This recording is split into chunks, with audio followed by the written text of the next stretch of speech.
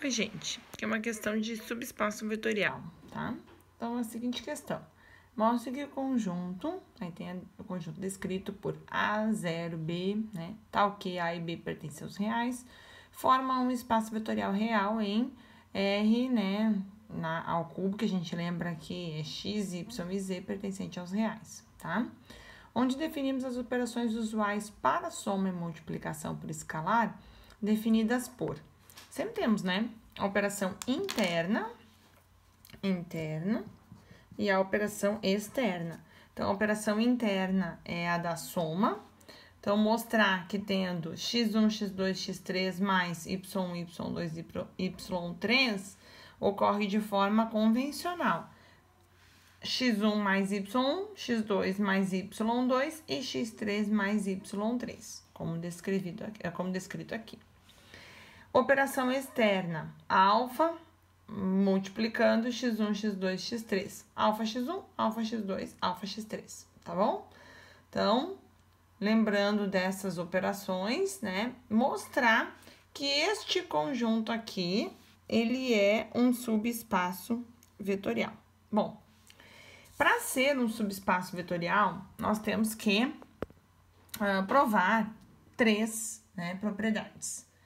Primeira propriedade é que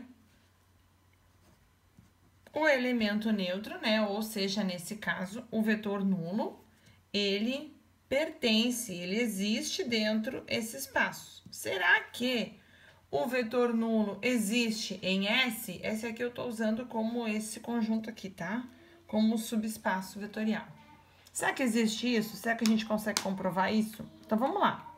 Nesse caso aqui, o nosso vetor nulo, como é R3, né?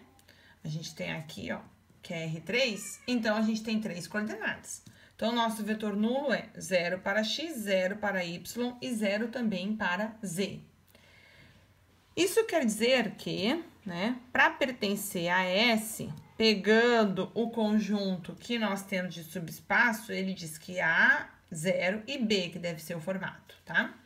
Então, se isso pertence a S, logo, o A vale 0, o B também vale 0 e o C também vale 0.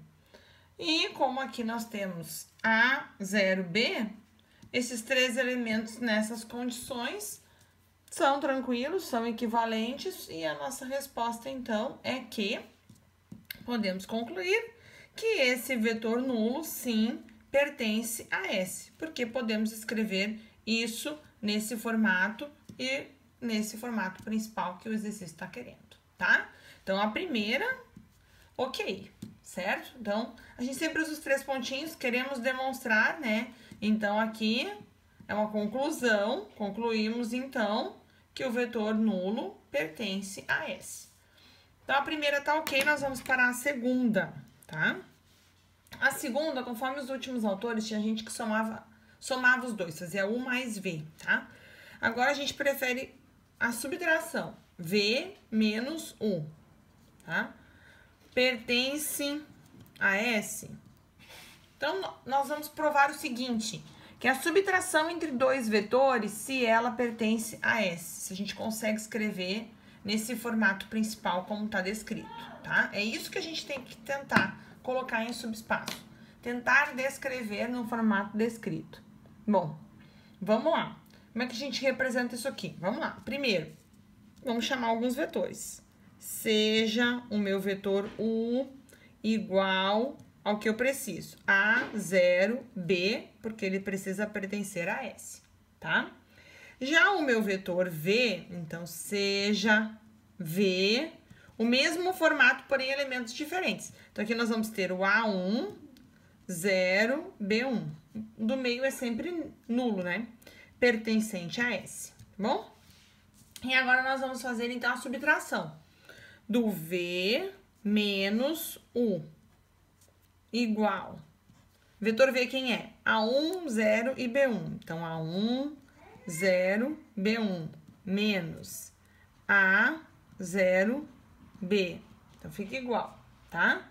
O que a gente tem aqui? É um menos a outra. porque lembrando que as operações usuais são válidas, né? Então, é direto. A1 menos A, 0 menos 0 e B1 menos B, tá? É isso que a gente tem. Isso aqui, nós podemos simplesmente, né, reduzir um pouquinho e escrever da seguinte forma. A1 menos A, aqui no meio central apenas 0, né, gente? Visto que 0 menos 0 é 0, né, obviamente. E aí, o último termo lá como B1 menos B. Isso é esse formato aqui, do A nulo B? Vamos ver, ó. O primeiro termo que eu tenho, né, tá descrito por A, que é A1 menos A. O segundo termo é nulo? É 0. E o terceiro termo é o B?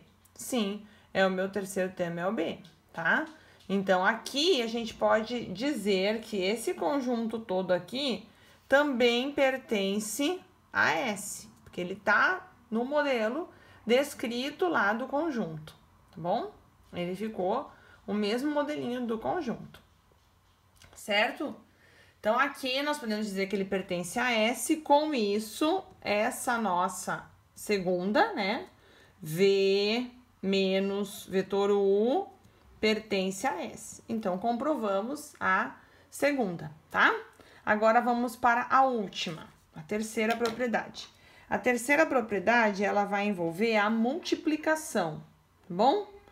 Então, a gente vai ter assim, se alfa U pertence a S, ó, alfa U pertence a S, então é isso que eu quero provar, vou fazer essa pergunta, né? Vou tentar mostrar que dá certo e que alfa U também pertence a S. Então, nós vamos considerar aqui, qualquer que seja o alfa pertencente aos reais e qualquer que seja o vetor U pertencente a S, tá? Eu tenho que usar essas duas definições. Então, vamos lá. Seja o meu vetor U, vamos considerar um vetor qualquer, seja U igual a 0B, né? Porque ele vai pertencer a S, então ele tem que ser descrito no modelinho. Aí, o meu alfa U vai ser o quê? O alfa aqui é um número, né? Que a gente não conhece. A0B igual. Descrito no exercício, nós temos a operação externa, ó, como ela deve se comportar. Alfa multiplicando todos eles é distributivo. Alfa x1, alfa x2, alfa x3, como podemos observar aqui. Então, nós vamos fazer a mesma coisa aqui, ó. Alfa A, alfa 0 e alfa B. Porém, todo mundo sabe que uma multiplicação por 0 resulta 0, né? Então, nós podemos dizer que esse conjunto aqui é igual a alfa A, 0 e alfa B, que chegamos ao formato do S, né? Primeiro termo, segundo é nulo, terceiro termo. Então, nós conseguimos provar que isso também pertence a S. Portanto, alfa 1 pertence a S também. Conseguimos provar as três propriedades, né? Logo, S é subespaço vetorial de R3 que a gente estava querendo mostrar, tá bom? Então, é isso. Lembrar só, gente, um detalhe importante, né? Quando é R3, são 3, x, y, z, né? 3 coordenadas. Quando for R2, são 2, x e y, tá? Então, por que R na terceira? Porque esse pertence aos reais, esse também pertence, esse também pertence. É para cada um dos eixos, tá? Quando for R na segunda, então são duas dimensões, x e y. Então, é isso. Questão prontinha.